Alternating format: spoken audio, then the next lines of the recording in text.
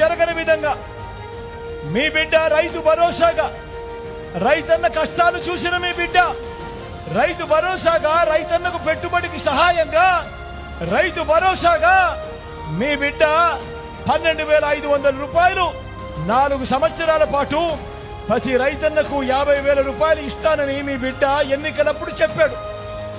మీ బిడ్డ అధికారంలోకి వచ్చిన తర్వాత రైతన్న కష్టాలు ఎరిగిన మీ బిడ్డ 12,500 చెప్తే దాన్ని ఏకంగా 13,500 చేశాడు.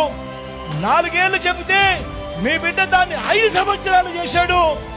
చేసి 50,000 ఇస్తానని చెప్పిన మీ బిడ్డ ఏకంగా 67,500 ఇచ్చాడు ఈ 5 సంవత్సరాలలో.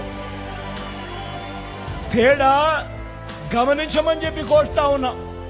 ఒకవైపున చంద్రబాబు ఉన్నాడు, తాను ఇస్తానన్న రైతుల రుణమాఫీ ఎగ్గొట్టాడు, 0 వడ్డీని ఎగ్గొట్టాడు, బ్యాంకుల్లో పెట్టిన బంగారాన్ని విడిపిస్తానన్న మాటను ఎగ్గొట్టాడు, రైతులను రోడ్డు పాలు చేశాడు. మరో వంక మీ జగన్ మీ బిడ్డ రైతన్నలకు చేస్తానన్న దానికన్నా కూడా మరింత మెరుగ్గా చేసి చూపించాడు మీ బిడ్డ.